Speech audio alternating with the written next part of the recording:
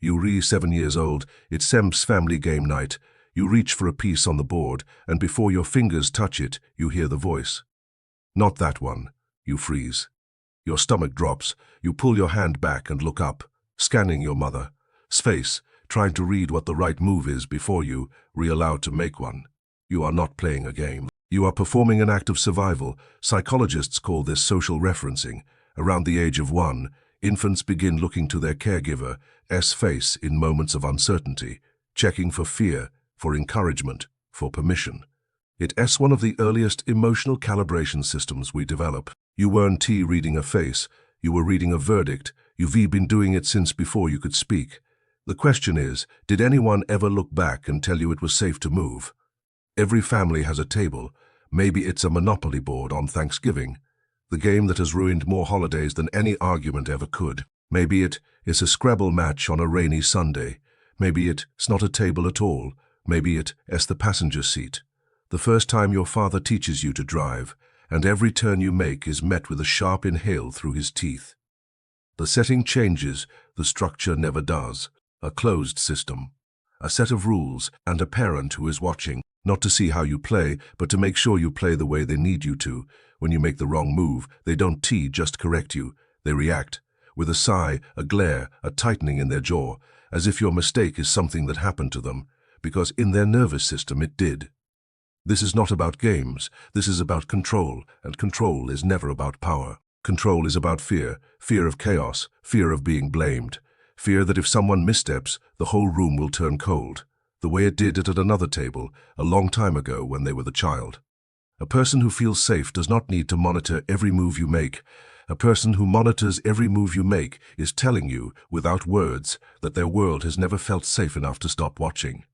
In 1958, a psychologist named Harlow built 2 mothers. One was made of wire and held a bottle of milk.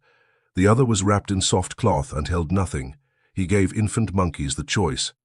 They chose the cloth every time. They would feed from the wire mother only when hunger became unbearable, and then rush back to the one that gave no food, only warmth, only the closest thing they had to being held. Harlow called it contact comfort. Attachment is not a transaction. It is not about who provides for you. It is about who makes you feel safe. When the cloth mother was present, the infant explored. It reached out. It played. When she was taken away, it collapsed. It froze. It curled into itself and screamed. Now think about the child at the family game table, scanning a parent's face before making a move, not looking for strategy, looking for safety. Asking with their whole body one silent question: is it safe to act? Is it safe to be wrong?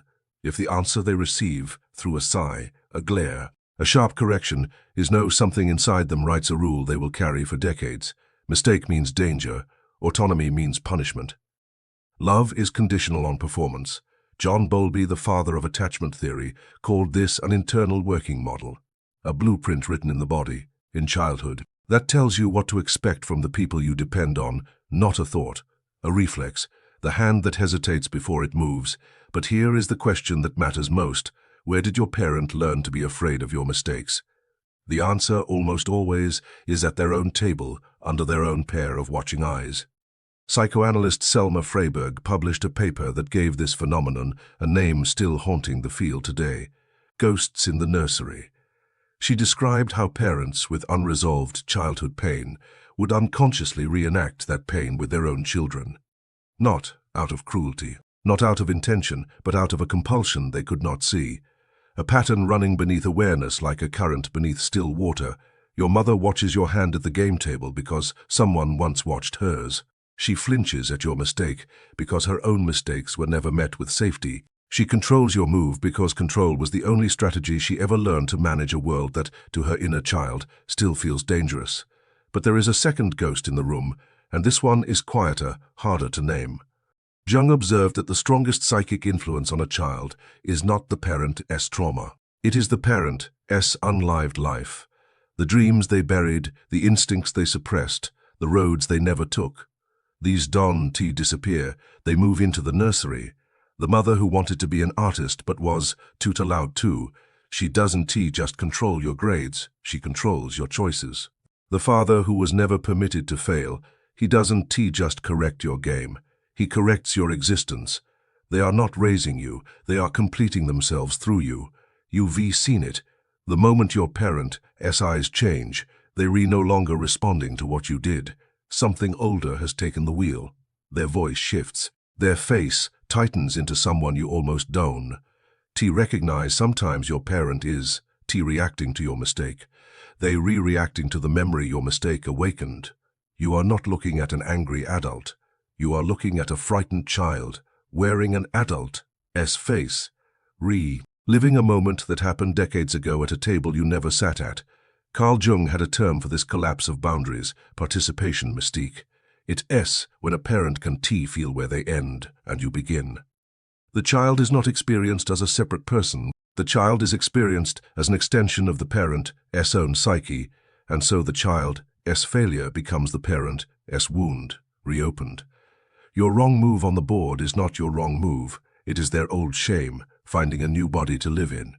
And this is why your independence terrifies them. Your growth doesn't feel like growth to them. It feels like abandonment, as if a part of their own soul is walking out the door.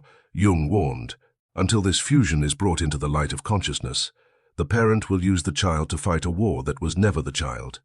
To fight. Mary Main, one of the most important attachment researchers after Bowlby, discovered something that should give every parent pause. She could predict how a mother would bond with her infant before the baby was even born, simply by asking the mother to describe her own childhood. Not what happened, but how she told the story. Parents who told coherent, reflective narratives, even if their childhoods had been painful, raised securely attached children. They could pause, they could name what hurt, they could say, "This happened, and it shaped me, but I can see it clearly now." Parents who told fragmented stories, stories full of gaps, contradictions, abrupt subject changes, moments where they would laugh at something that was funny or go silent in the middle of a sentence, raised insecure children. The story had holes, and through those holes the ghosts walked in. The trauma did not transfer through what was done, it transferred through what was never understood. This is the inheritance, not a gene, not a single act of harm, a story that was never made sense of, passed down like a sealed letter from one generation to the next, each one carrying it faithfully without ever reading what is inside. But Maine also found the exit. She called it earned secure attachment. Some adults who had deeply insecure childhoods did not repeat the pattern. They broke the chain, and the variable that separated them from those who didn't was not therapy, not wealth, not luck. It was coherent narrative, the ability to look at their own childhood with all its fractures and tell a story that made sense. Not a story that excused, not a story that blamed. A story that held coherence doesn't mean your childhood was fine. It means you were no longer trapped inside it. It's not about telling a better story. It's about no longer flinching when you tell the true one. You cannot control whether your parent watches your hand at the table. You cannot go back in time and give them the warmth they never had, the cloth mother they reached for and never found.